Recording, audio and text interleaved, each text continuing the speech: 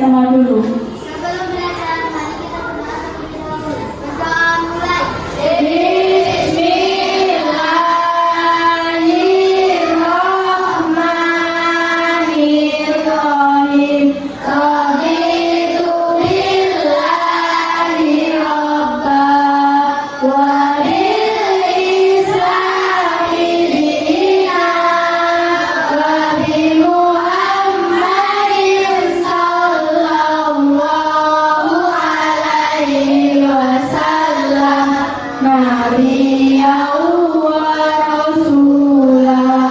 Rabbi zidni ilma warzuqni fahma waj'alni min ibadikas sholihin. Baik, sebelum kita memulai pembelajaran hari ini, Bu Guru ingin mengetahui apakah anak-anak di sini hadir semua? Apa ada yang tidak masuk? Ada yang sakit? Tidak. Alhamdulillah semuanya sehat ya. Sebelum kita mulai pembelajaran hari ini, Bu Guru pastikan anak-anak duduk yang rapi dengan memeriksa kerapian ya, dari atas, dari kepala sampai ujung kaki. Anak-anak sudah rapi, kanan kirinya sampahnya tidak ada ya, di kanan kiri diselokan, diusahakan selalu menjaga kebersihan. Baik, sebelum kita mulai pembelajaran hari ini, kita awali dengan ice breaking untuk memacu semangat belajar anak-anak ya. Bersamping burung yang terbang, tangan ke depan ikan berenang, tangan dilipat siap berdoa. Tangan diputar, gulung-gulung, tangan digulung. Bulan melipat di atas pundak, kanan kiri atas bawah, berdoa.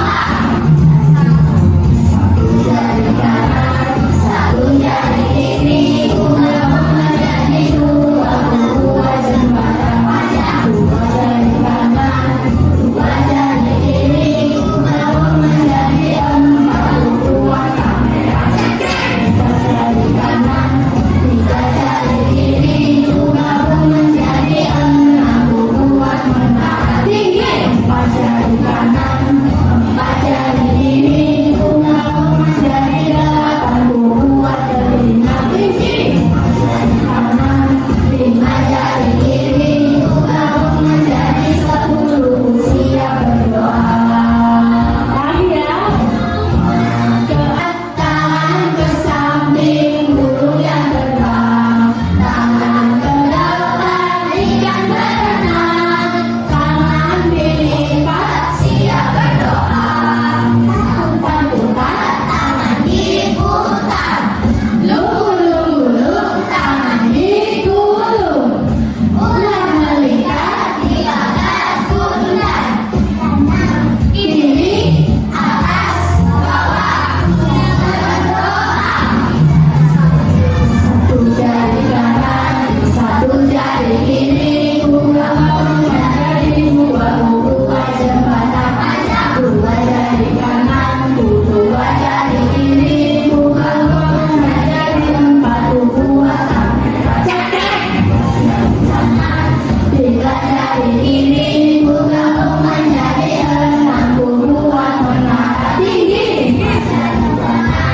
Empat jari kiri, bunga menjadi delapan, buat telinga tinggi.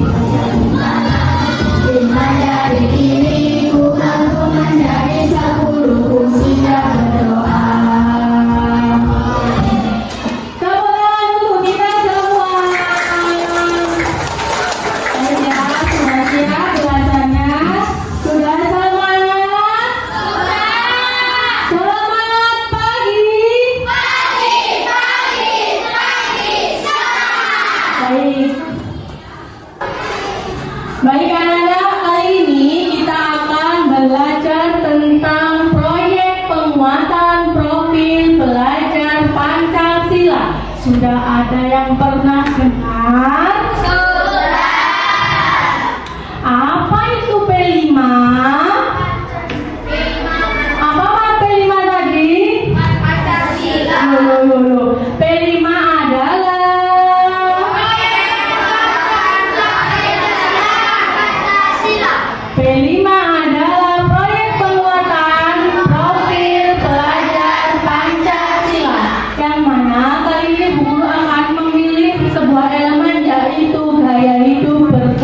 berkelanjutan.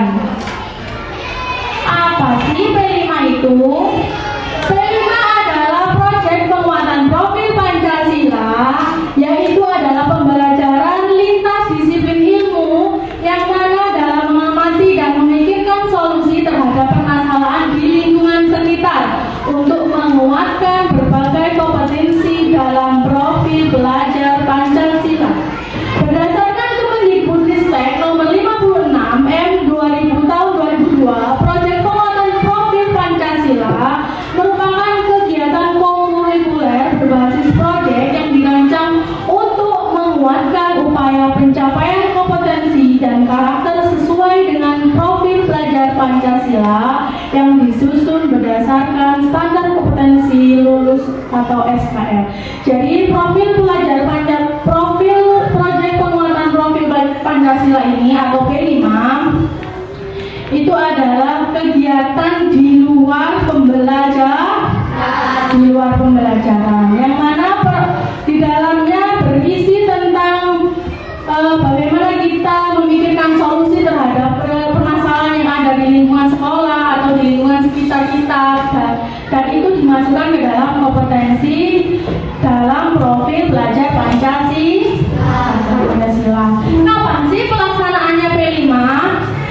P5 ini dilaksanakan secara fleksibel. Fleksibel itu apa? Tidak harus Senin sampai Selasa, Rabu, Kamis, tidak seperti itu. Fleksibel itu menyesuaikan keadaan kita. Kapan kita siap, kapan kita bisa melakukan. Jadi tidak di dalam misalnya kalau tidak terjadwal, ya.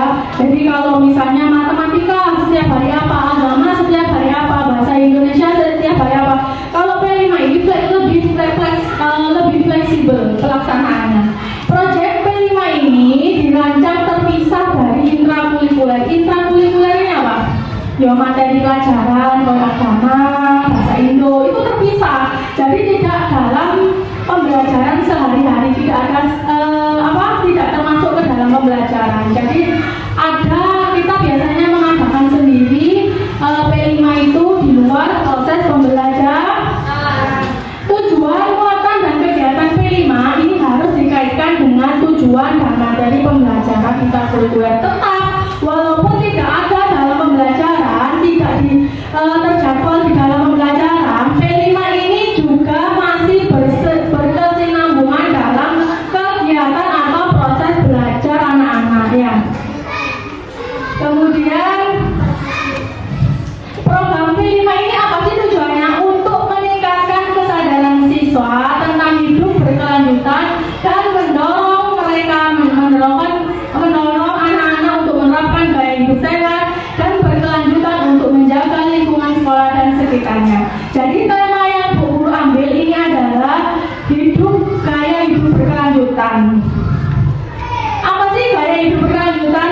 Gaya hidup berkelanjutan itu adalah anak-anak melaksanakan sesuatu tindakan dengan sadar dan berpikir jangka panjang, termasuk juga menjaga kelestarian alam dan kesehatan diri. Contohnya seperti apa? Tidak makan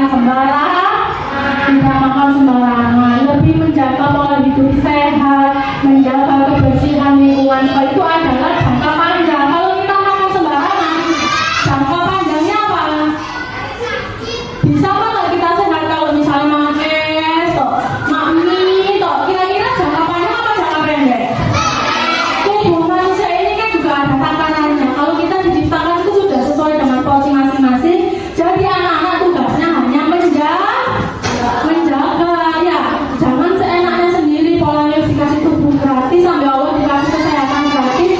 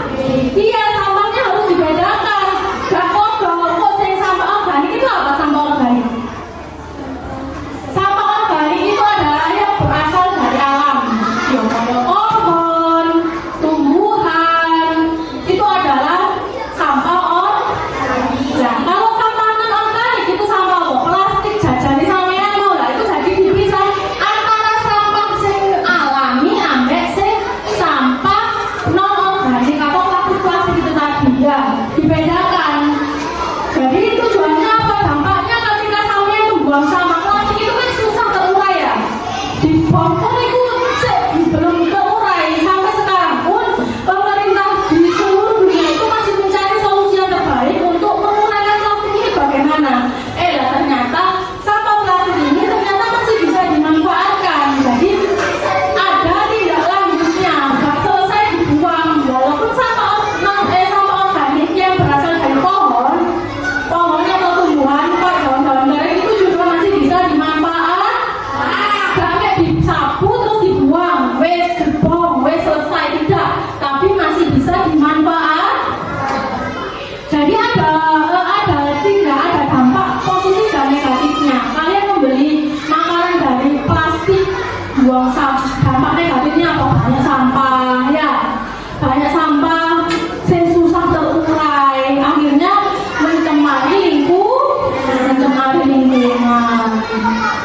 Penerapan gaya hidup berkelanjutan. Siswa yang pertama membawa bekal makanan sendiri untuk mengurangi sampah plastik. Itu adalah cara yang pertama menanggulangi sampean jajan. Salah panganan sehat ya. Makanan dari rumah itu sudah terjamin sehatnya. Gak kira ibu sampean kasih racunnya, itu nggak mungkin. Ya, otomatis orang tua itu akan memberikan anaknya yang paling dan terbaik. Jadi diusahakan, orang tua ini pasti mengusahakan memberikan makanan yang penuh protein, karbo, sumber vitaminnya itu sudah lengkap. Lalu sampai itu wis higienis kok bersih, gak tahu higienis apa enggak, terus sehat apa enggak, kadang ya wis abang-abang itu dituku wis sampean ya. Itu juga salah satu makanan yang berdampak buruk pada tubuh kita, karena tubuh kita memerlukan jangka panjang sampai ya kudu iso jaga. Contohnya misalnya tadi ada solusi yaitu membawa makanan atau bekal sendiri. Yang pertama sehat, yang kedua sampai nggak nambah-nambahin sampah. Dan yang kedua, siswa memilah sampah di sekolah dan mengolahnya secara terpisah sesuai jenis sampah ya. Mulai besok sampah itu tong sampah ada dua. Kudu dipisahkan, harus dipisahkan antara sampah yang organik dan non organik. Yang organik itu yang apa tadi? Ya, hijau. Yang mana itu berasal dari tumbuh-tumbuh sampah, itu tumbuh-tumbuhan, kalau resek-resek, daun-daun itu dimasukkan ke situ. Yang merah baru, ini pasti ada yang merah di sini. Ya, isinya sampai gampang ini isi paling banyak ya. Jadi nanti yang merah itu digunakan untuk mewadahi plastik-plastik sampahnya kalian. Semua jenis plastik, ya. Kemudian prinsip diet plastik adalah membawa botol dan tas sendiri untuk mengurangi penggunaan plastik dan membantu mengurangi sampah plastik. Membawa botol minum dan disuruh seringkali lah, itu contohnya bilang udah bagus ya.